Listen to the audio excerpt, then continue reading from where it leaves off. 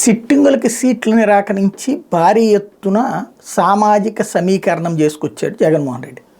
ఈ సిట్టింగ్ సీట్లలో బీసీలకు ఇవ్వటం, అడిదిటి మార్పు, ఇట్లాంటివన్నీ. వీటి ఇంపాక్ట్ కొంతమంది తిరుగుబాట్లు. ఈ తిరుగుబాట్లకు సంబంధించినటువంటి దాంట్లో అంటే ఇప్పటిదాకా జగన్ టికెట్ ఇవ్వకపోవడం వల్ల పార్టీలు మారిన వాళ్ళు 10 మంది దాకా ఎమ్మెల్యేలు, దాదాపుగా 7 దాకా ఎంపీలు. అంటే ఎమ్మెల్యేలు కొంతమంది మళ్ళీ వెనక్కి వచ్చేశారు.